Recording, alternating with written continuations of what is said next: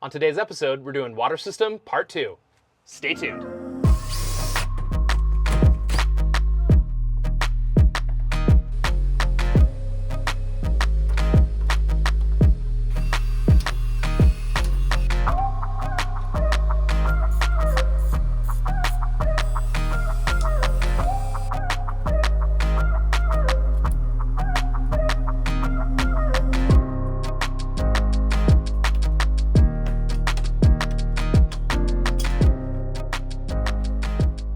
Hey everybody, Matt here for AVC and welcome back to the shop. In today's episode, we are going to be finishing up our water system, which means plumbing our ISOtemp hot water tank, plumbing a rear shower, and plumbing our sink up in the front.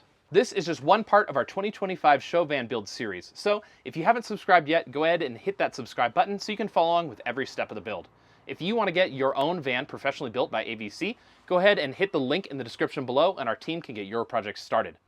With all that YouTube mumbo jumbo out of the way, let's go ahead and get into the office so we can plan this water system. So if you remember on last episode, our water system part 1, we got our tank undermounted in the van and we ran our water lines to our pump. And then from our pump, we ran the water lines underneath the van. And then we kind of zip tied everything up and we're waiting for all of our cabinets to go in and basically get to part 2, which is today. So right now we have our water tank mounted under the van. We have our vent, which is this one here. I'm just going to write vent on here.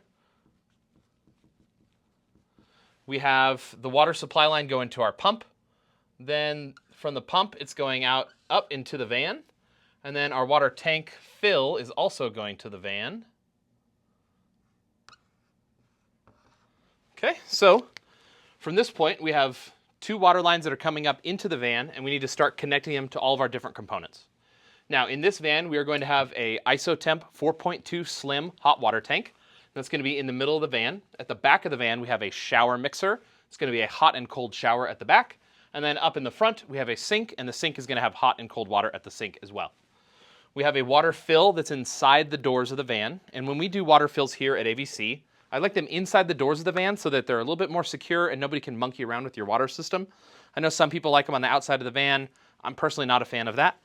And we use these Aquar hose bibs. So this Aquar brand makes a really high-end hose bib for your house. They were popularized by Matt Reisinger, who has an awesome YouTube channel for home building. He's based out of Austin, Texas. And Aquar now makes one they call the RV City Water Inlet. And the cool thing about this is it has a shutoff valve built inside of it right here.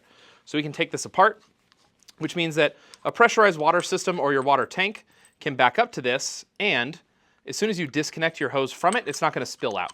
I think this is much cleaner than a gravity water fill where things can slosh around and stuff like that, but it does mean that you need pressurized water to fill your water system. So it's hard to fill one of these kind of systems with a jerry can, and when we need to do something like that, we use a 12-volt transfer pump, and we use that to transfer the water into the van. To get water into that, we have this thing here, which is their Aquar hose bib, basically, and that plugs into this, twists in, and now it's engaged. We can turn this on, boom, and now the water is going to flow into our system and we can fill it up. Now, we've also used these as showers in the past. In this one, we're using a queen-size camper shower, and we can take a look at that when we're back at the van. Okay. So that's how we're going to get water into the van. So that's going to be a very simple connection.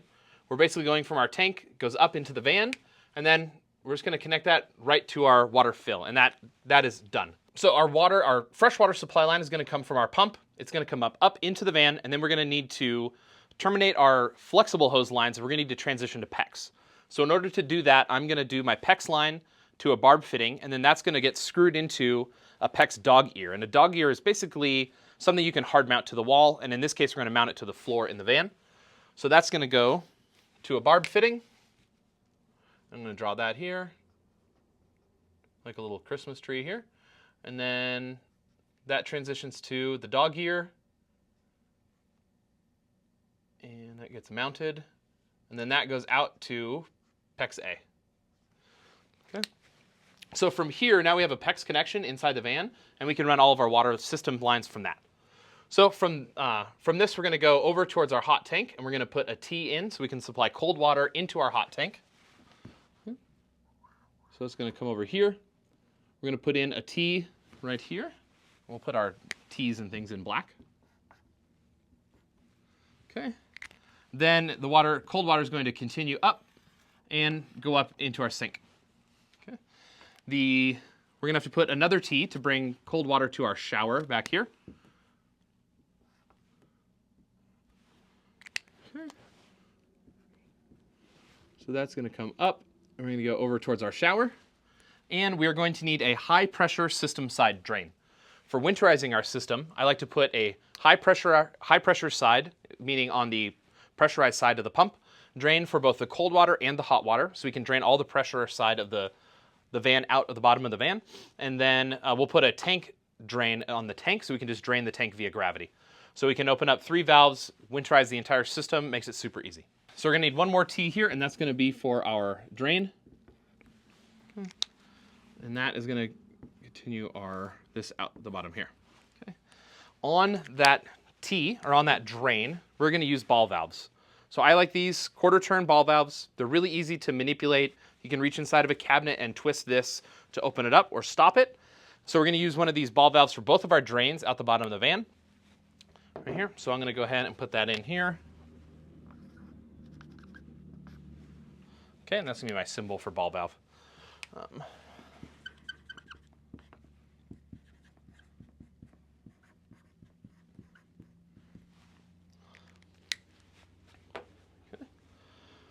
And so that's it for cold water side. It's pretty simple.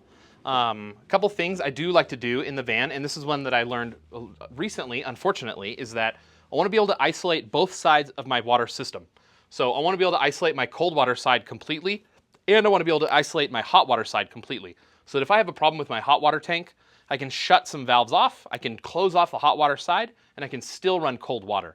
This way, if I'm out in the field and I need, the hot water is off, or there's a problem, or there's a leak, or something like that, I can isolate that system, but I can still run cold water. We can still run dishes, things like that. Vice versa, I don't really know where I'd have a failure in the cold water side, but the same thing, if we can isolate some other systems, we're gonna be a little bit better off there. So we're gonna put a ball valve in between our cold water side and our shower.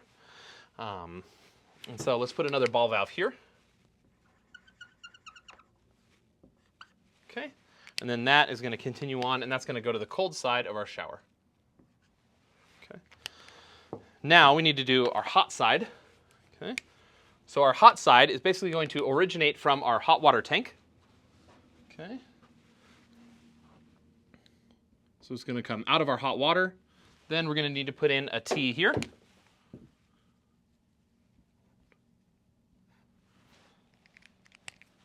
And from here, we're going to go back over to our shower. And we're going to go forward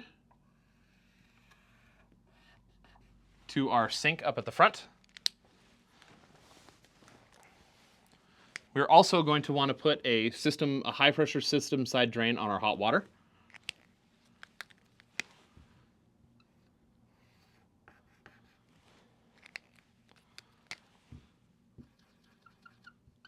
So we have a ball valve there.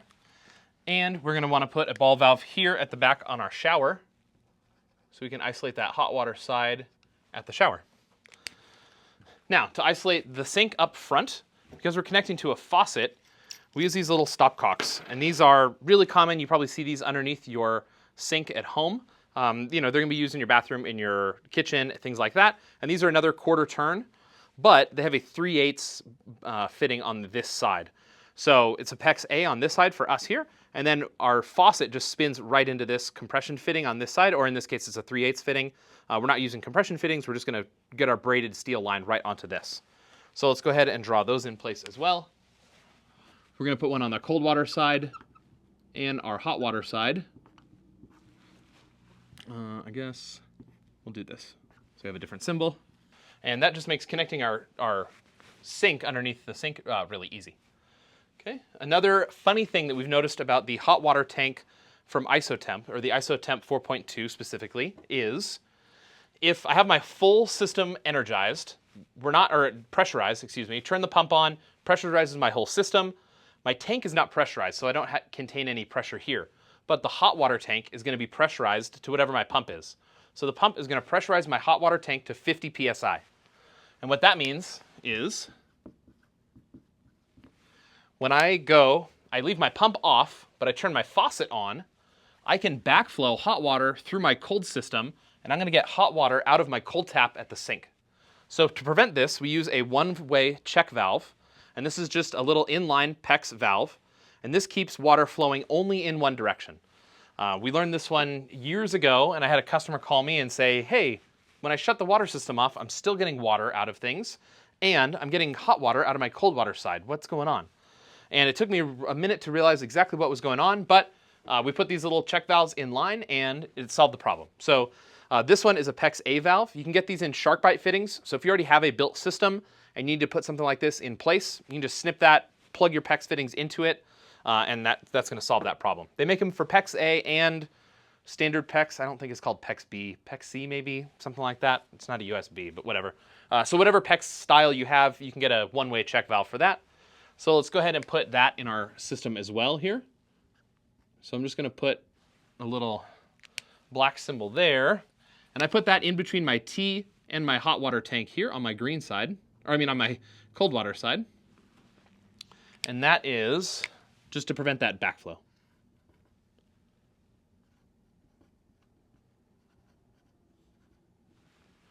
Another thing to know about these isotemp hot water tanks is they have a pressure relief valve, and this is a good thing. If it gets over temperature, it can burp that pressure off, but we need to put a drain on that pressurized system there. So it's like a little quarter turn thing, and it like clicks in place. If you've used one of these tanks, you're probably familiar with it.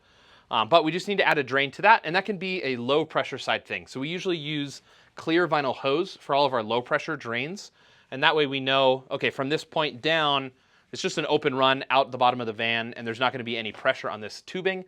So we kind of know when we're underneath the van looking at things, what is what. So that one here, actually I'm going to do that in hot, because that's actually hot water coming out of there. And so let's move our one-way label to the other side. One way. And drain there. Okay, and that's our pressure relief valve.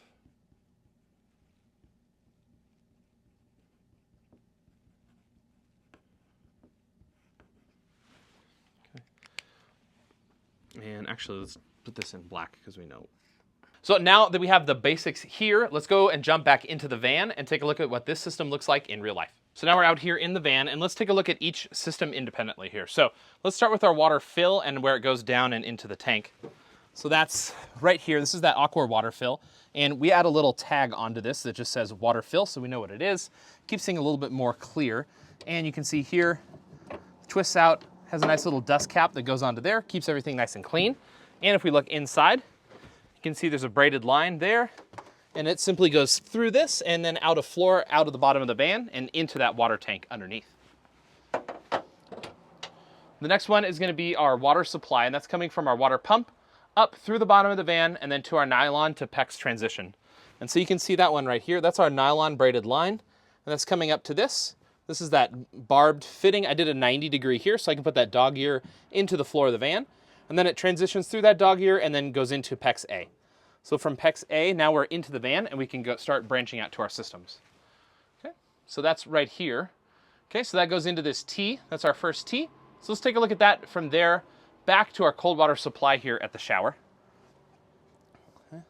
So this is our T here, and it branches. We can see it follows backwards through here. This is our ball valve for our shutoff for the shower if we needed to isolate it. Then it goes up here, and then it simply transitions to that mixing valve to supply cold water to our shower. Next, we're going to look at the cold water line that goes here and then goes through the one-way valve and into our hot water tank. So that is going right here through the back, tees up, and then we had to make a 90 to go over to that tank, and then that's our one-way valve right there in line. And then that simply goes up and into the hot water tank. From there, it's going to go forward a little bit further, and we're going to get to our drain. So this is our cold water drain. And we can see that it goes forward here. We go through a T, and then that goes through our ball valve here. That's our cold water drain. And then you can see that goes to the clear nylon hose, and then that goes out the bottom of the van. Then we can follow that blue line. It goes all the way forward and up to our sink. And that's this blue line that goes all the way forward, goes through our pantry cabinet, and then underneath our sink here. And underneath the sink there, you can see makes a 90, and then comes up here underneath the sink, connects to the sink and faucet. So our cold water fills the hot water tank, and then the hot water tank heats it up, and that becomes our hot water supply.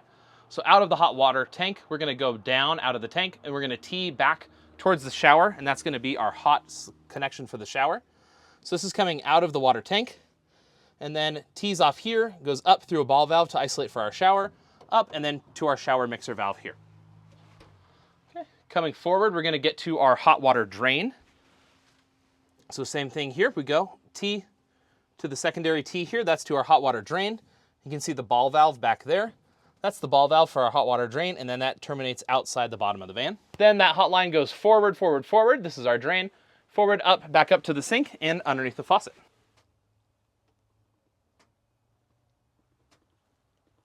So that's it for this episode. So I know putting a water system together seems like it is a daunting task, but I promise you it is something you can definitely do at home. It's not that complex, and if you just follow some of the basics here, you can put this thing together. I did this system in 2 hours. Now, I do have a lot of tools and things like that at my disposal.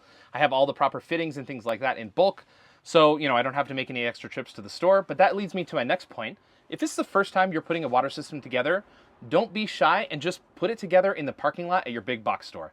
I know it seems like kind of a silly thing to do, but the third time you forget another fitting and you need to walk back into that store, you're gonna be happy you did it, because it's only gonna take another 10 minutes to walk in there, buy that extra fitting, and come back out. And at the end of the day, when you have some extra fittings from putting the system together, you can return them and be done with the job altogether. So remember, this is just one episode in our 2025 show van build series. And if you haven't subscribed yet, go ahead and hit that subscribe button so you can follow along with the entire build. If you learned something today, hit that like button for me, and we'll see you on the next video.